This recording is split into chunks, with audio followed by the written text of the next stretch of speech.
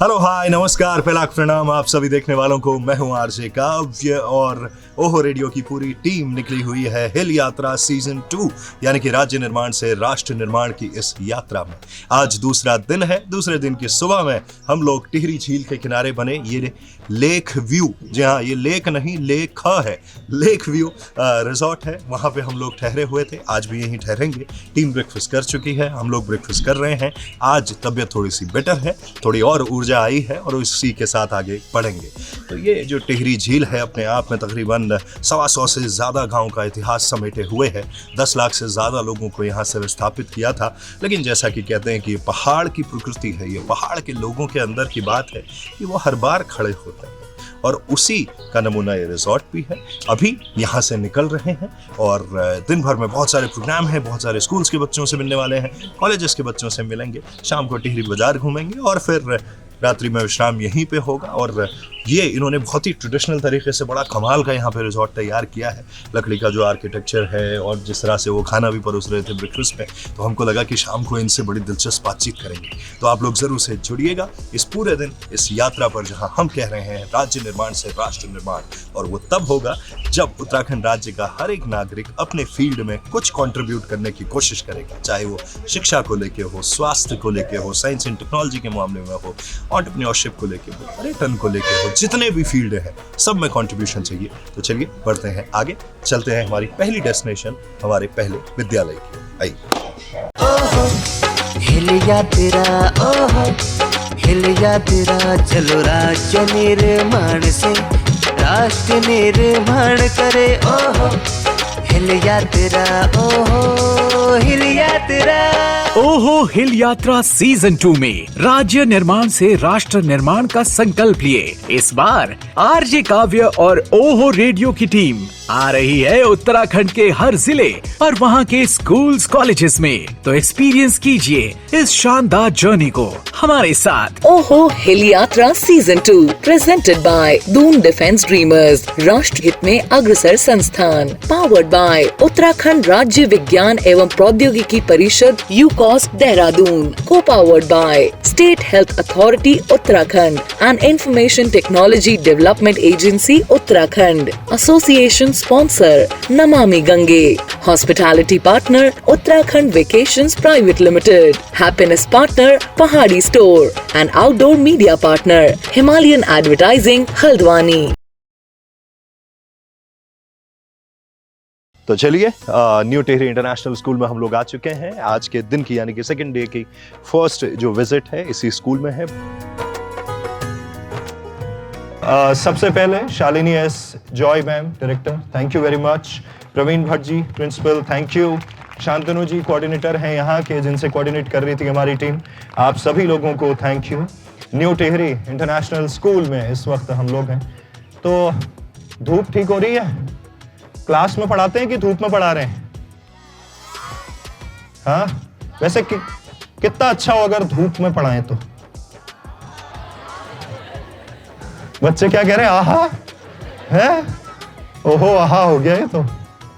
धूप में पढ़ने में कितने बच्चों को मजा आता है, और पढ़ते पढ़ते सोने में कितनों को मजा आता है? हुआ पढ़ने वालों से सोने वालों की।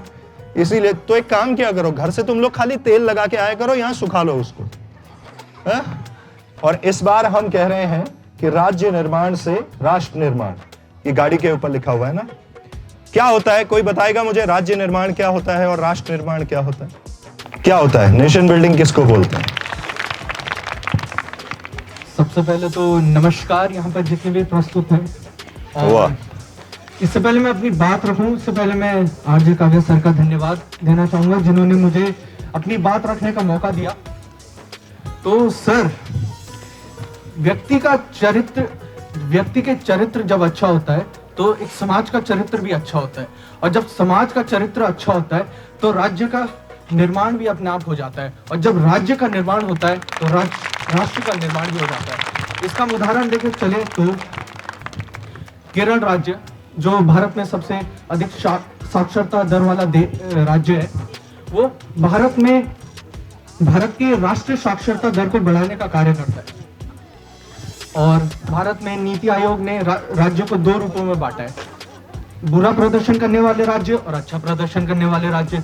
अच्छा प्रदर्शन करने वाले राज्य वो होते हैं जो, मान लीजिए अगर सरकार को 1.5 रुपए देते हैं तो बदले में सरकार उन पे 1 रुपए लगाती है, और ऐसे राज्य देश के विकास में कुछ ना कुछ योगदान देते हैं। लेकिन इसके विपरीत होते बुरा प्रदर्शन करने वाले राज्य, जो मान लीजिए सरकार को देते तो 1.5 रुपए हैं, लेकिन बदले में सरकार उन पर 2 रुपए लगाती है, और ऐसे राज्य सरकार देश के विकास में योगदान देने की बजाय उस पर बोझ बन के रह जाते हैं। और मुझे बताते हुए बहुत ज्यादा खुशी हो रही है कि उत्तराखंड भी एक अच्छा प्रदर्शन करने वाला राज्य है। अगर किसी राज्य की सूचकांक अच्छे होंगे, जैसे मानव विकास सूचकांक, स्वास्थ्य, शिक्षा और ऐसे अन्य प्रकार के सूचकांक अच्छे होंगे, तो राष्ट्र का सूचकांक भी अपने आप अच्छा हो जाएगा। और अगर किसी राज्य की जीडीपी अच्छी होगी तो राष्ट्र की जीडीपी भी प्रभाव पड़ेगा। और अगर राष्ट्र भी और सूचकांक और जीडीपी किसी राज्य की कैसे अच्छी हो सकती है, जब राज्य सरकार द्वारा नीतियां जो बनाई गई है वो अच्छी होगी और उसका पालन करने वाले लोग अच्छे होंगे। तो जब सरकार और लोगों के बीच का कोऑर्डिनेशन अच्छा होगा, तभी जाके राज्य का निर्माण होगा और राष्ट्र का निर्माण भी खुद ब खुद हो जाएगा। क्या बात है। तो एक बात बताओ, जब तुम पैदा हुए थे तो घर में क्या बोला गया था? नेता पैदा हो गया है। अच्छा, नेता के बेटे हैं। लो, तो कभी भी तो बताओ कैसा लगा मेरा। ओहो हिलिया तेरा।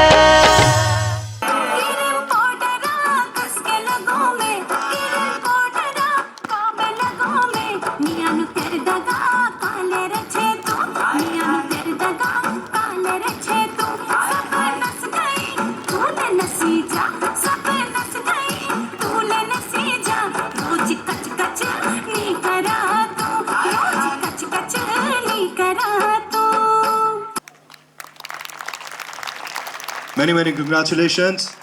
भ्योली बोलो के बुरास बोलो, फूल भ्योली बोलो के बुरास बोलो, बोलती बोली अब त्वे को क्या बोलो, क्या जी बोलो, फूल भ्योली बोलो के बुरास बोलो, फूल भ्योली बोलो के बुरास बोलो। आइए, इनको भी एक गिफ्ट। ठंडो रे ठंडो मेरा पाड़े की हवा ठंडी, पानी ठंडो, ठंडो रे ठंडो मेरा पाड़े की हवा ठंडी, पानी ठंडो। फुल बजी दमो बजी गे मस्का, फुल बजी दमो बजी गे मस्का, जन बुढ़िया सभी छोरा ना चला तू ना चलो कसिका, अरे खपरो ना चलो तब ओली निरस्याना, अरे अब लगा लो मंडाण। खुदेर गीत उत्तराखंड का पारंपरिक गीत है, जो कि उत्तराखंड की महिलाओं के द्वारा उनका दुख, दर्द, पीड़ा एवं उनके अकेलेपन को व्यक्त किया जाता है। तो महिला का पति दूसरे देश रोजगार के लिए गया है, तो उनके शब्द कुछ इस प्रकार हैं कि हाथों में चूड़ी, घुटनों में पैजी, नाखून धूली सजेगा। अच्छा, डिस्ट्रिक्ट टॉपर आपके स्कूल से हैं कोई? अरे वाह, एक बार बुलाइए। अखिल कहाँ है? अखिल आओ यार। मैनी कंग्रेचुलेशंस ब्रदर, बहुत अच्छी बात है। और आपके टीचर्स को आप पे बड़ा प्राउड होता होगा, आपकी फैमिली को, बट आपने बहुत अच्छी मेहनत करी। Thank you very much. बाकी बच्चों, आप लोगों से मिलके बहुत अच्छा लगा, और नेक्स्ट टाइम भी आपके पास आएंगे तो फिर बहुत सारी मस्ती भी करेंगे। Now I would like to thank our RJ Kavya and Dream Foundation.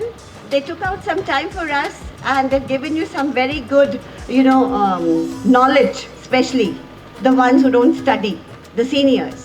So that's for, that's all for you. And I hope you all enjoyed this program. So I would like to thank the team also once again for coming and taking out the precious time. Thank you so much. Thank you. नहीं, आपका क्या नाम है? रचना उनियाल जी। अच्छा, आपकी request आ गई है, कह रहे सारे बच्चों से तो गवा दिया आपने, डांस करवा दिया, मेरे को जुकाम लगा हुआ है। हालांकि मैं गाता नहीं हूँ, थोड़ा बहुत ऐसी मस्ती में। हमारी डॉक्टर रितु है पौड़ी की, उनका गीत था, मैंने उसके आगे कुछ लाइनें बोल दी थी, तो मैम को पसंद है, मैं सुना देता हूँ। हमारे उत्तराखंड के लिए है कि ये उत्तराखंड क्या है, कि ये वो पहाड़ हैं जो स्वाभिमान से तन्ना सिखाते हैं, दूसरी तरफ पथरीले रास्ते हैं जो जीवन में संभल के चलना सिखाते हैं। वाह वाह वाह वाह, कि चार धाम खुद में समेटे ये धरती, हमारे पुरखों की मिट्टी है यहाँ, माँ की ममता की सच्ची परिभाषा किसी फौजी की चिट्ठी है यहाँ। कि पीते बुराश का शरबत घी का त्योहार है यहाँ, कुमाऊनी गढ़वाली जौनसारी कई संस्कृतियों का प्यार यहाँ। कि बुलाते हैं हेमकुंड साहिब चले आओ पहाड़ों पर, ये वो एहसास है न भुला पाओगे जिंदगी पर, ये वो एहसास है न भुला पाओगे जिंदगी पर। ओहो हिलिया तेरा, ओहो हिलिया तेरा, चलो राज्य निर्माण से राष्ट्र निर्माण करे। तो आ चुके हैं हम लोग आज की हमारी दूसरी डेस्टिनेशन पे, जिसका नाम है राजकीय प्रताप इंटर कॉलेज बेराड़ी नई टिहरी। अभी थोड़ी देर पहले एक विद्यालय में गए थे, अब इस विद्यालय में आ रहे हैं। मास्क इसलिए लगा रहा हूँ क्योंकि धूल बहुत ज़्यादा है और खांसी बहुत हो रही है, मौसम बदल रहा है, इस चीज़ का भी आप लोग ध्यान ज़रूर से रखिए। आइए।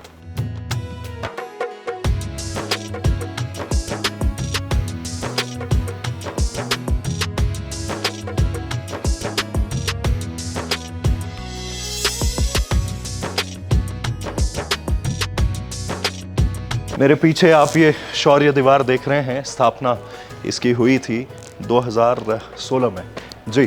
तो ये पीजी कॉलेज है यहाँ का, न्यू टिहरी का, और आगे हम यहीं बच्चों से मिल रहे हैं, कॉलेज के बच्चे हैं, और उनसे मुलाकात करेंगे। राज्य निर्माण से राष्ट्र निर्माण को लेके वो क्या सोचते हैं, इससे बढ़िया प्लेटफॉर्म क्या हो सकता है। तो आइए चलते हैं, युवाओं के साथ में थोड़ा सा संवाद किया जाए।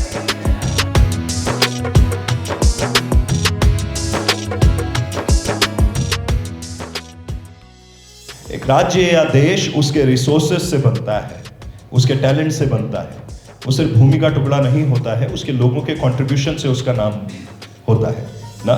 चाहे वो एजुकेशन के क्षेत्र में हो, पर्यावरण के क्षेत्र में हो, हेल्थ केयर के क्षेत्र में हो, टूरिज्म के क्षेत्र में हो, एंटरप्रेन्योरशिप के क्षेत्र में हो, है ना, किसी भी क्षेत्र में हो। जब वहाँ के नागरिक अपनी तरफ से कंट्रीब्यूशन देते हैं तो राज्य का नाम होता है। जब राज्य का नाम होता है तो देश का नाम होता है।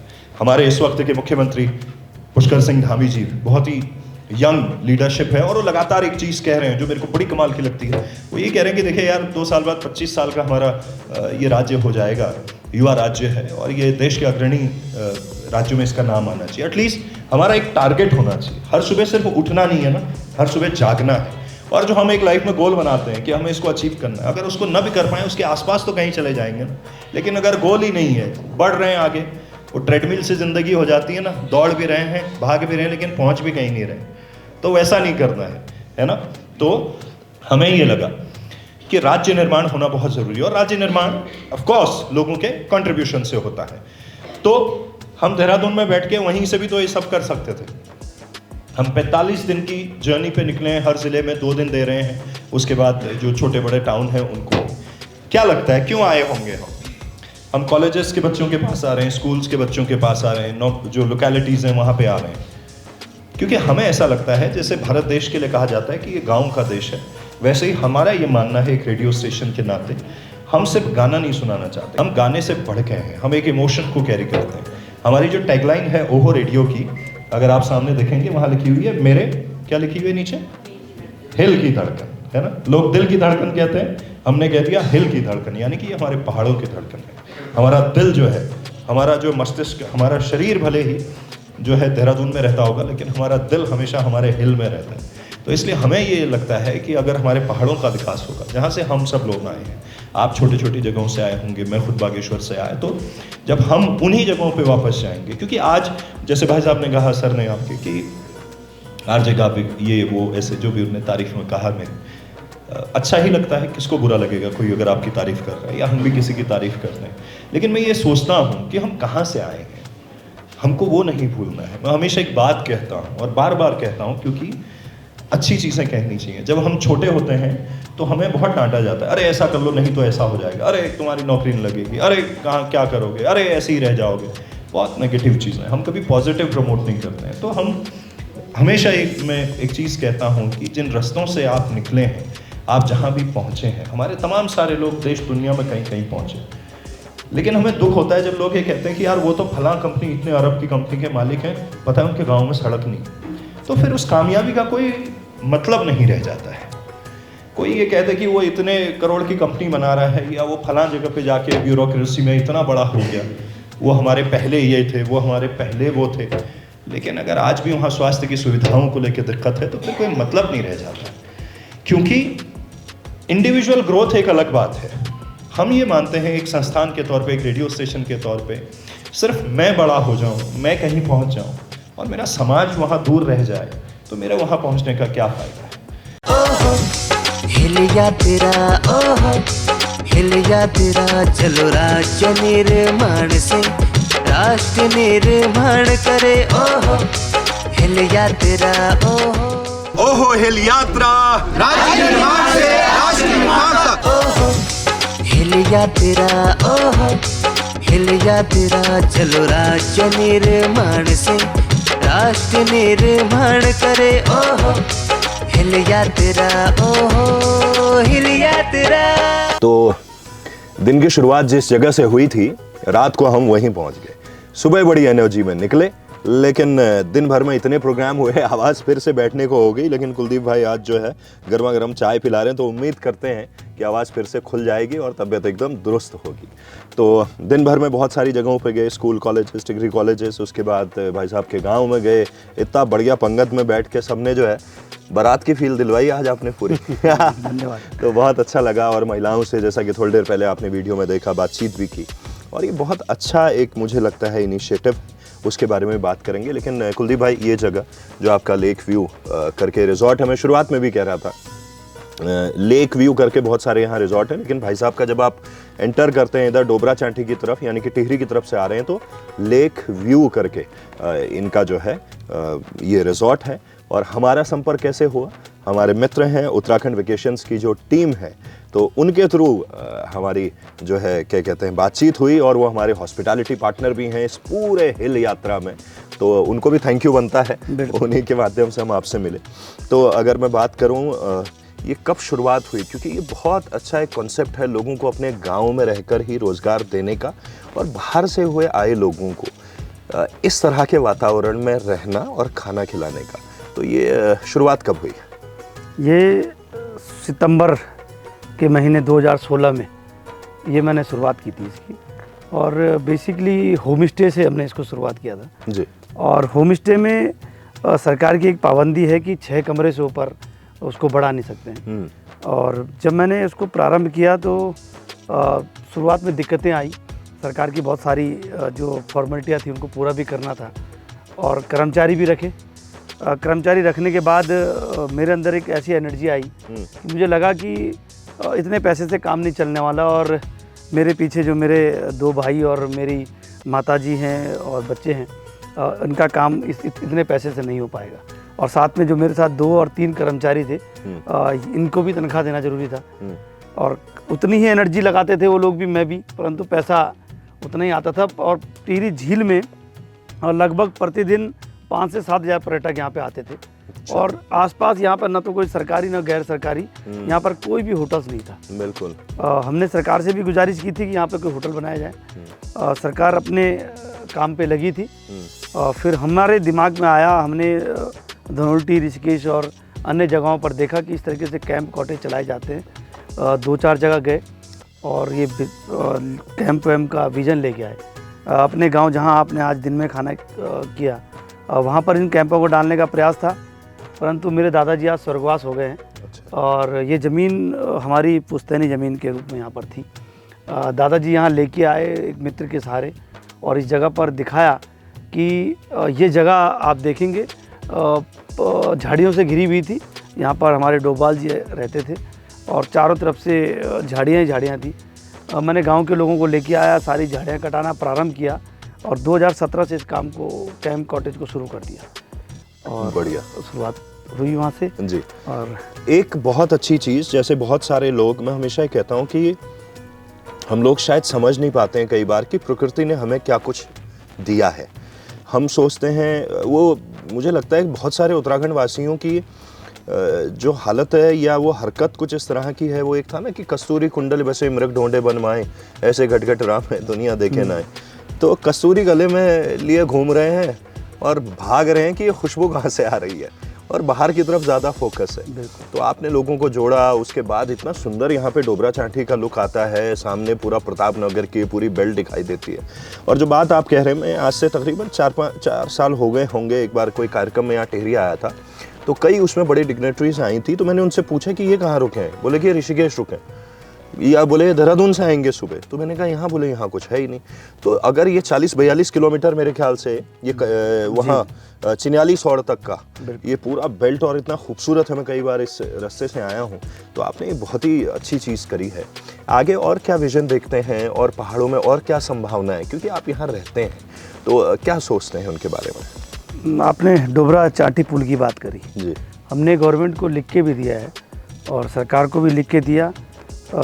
इस पे हम बंजी जंपिंग भी शुरुआत कर सकते हैं। और बंजी जंपिंग डोबरा चांठी जैसे ब्रिज के ऊपर अगर बंजी जंपिंग की जाएगी तो निश्चित तौर से आने वाले टाइम पे जो ऋषिकेश में आप देखेंगे, हाँ।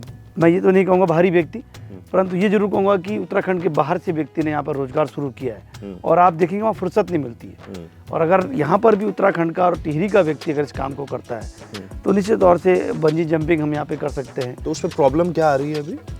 परमिशंस की? अभी सरकार की बहुत सारी परमिशन यहाँ पे नहीं मिल पा रही हैं। हम लोगों ने बहुत सारी गवर्नमेंट से जो है स्काई वॉक से लेके ट्रैकिंग रूट बनाने की बात करी है। हमने आज भी पर्यटन अधिकारी से बात की थी।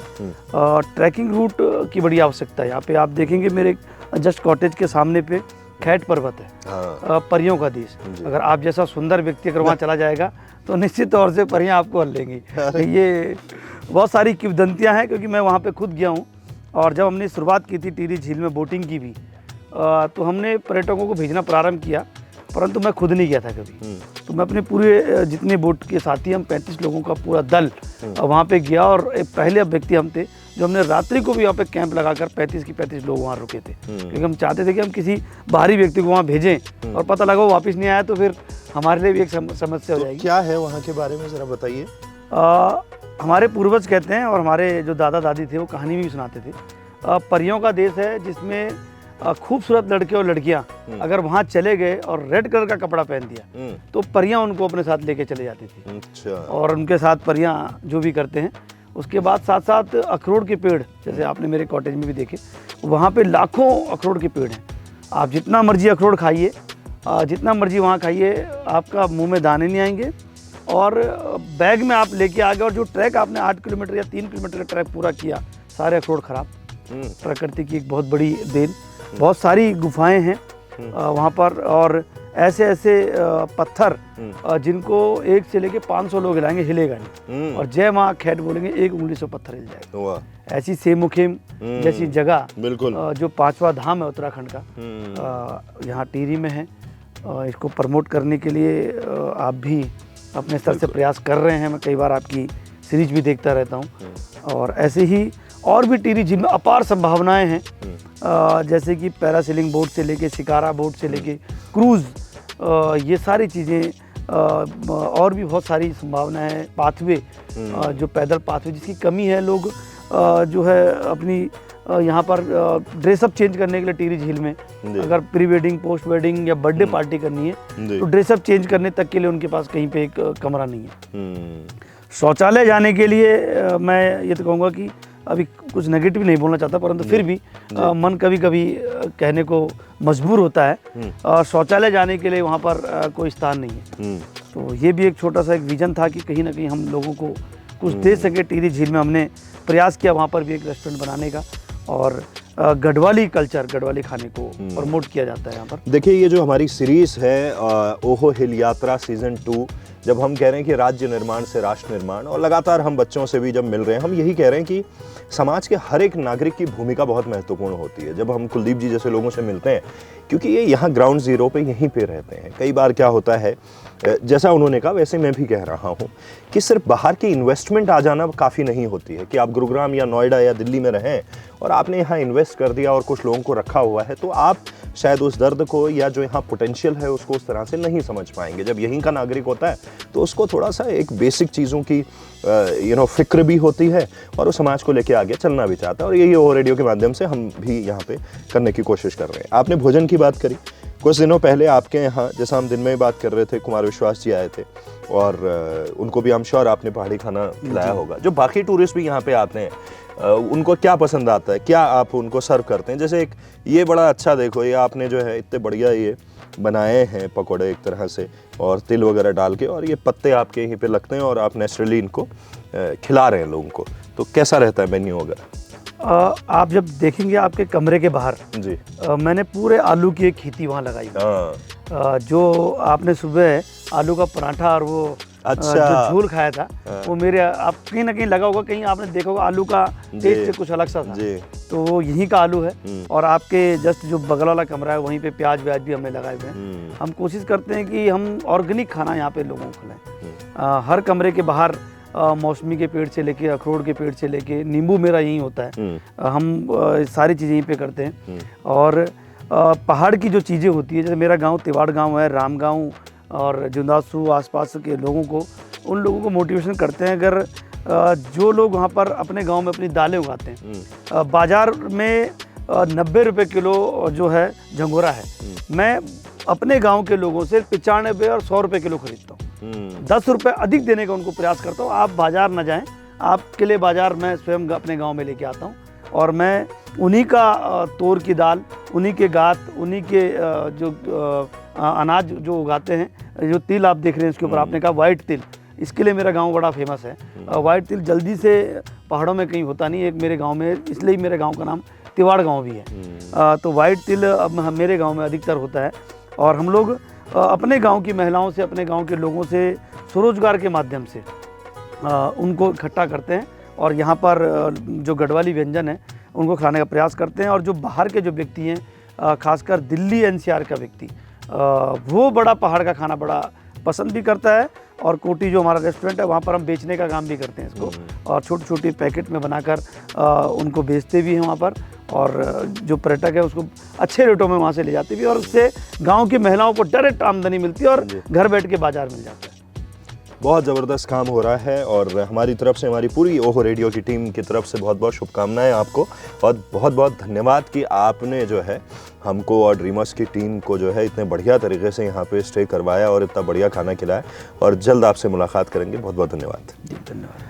तो आप सभी लोग भी जब भी मौका लगे इस तरफ आएँ तो ज़रूर से रिजॉर्ट में आएँ, यहाँ का खाना भी खाएं, स्टे भी करें। व्यू बहुत कमाल का है, बहुत अच्छा, और एक बिल्कुल ऐसा माहौल लगता है कि जैसे गाँव के अपने घर होते हैं, खेत होते हैं, वो आपको फील आता है।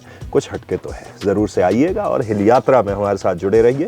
आगे हम लोग उत्तरकाशी की यात्रा पे अगले 2 दिन उत्तरकाशी डिस्ट्रिक्ट में होंगे, तो आप लोगों से मिलते हैं। शुभ रात्रि।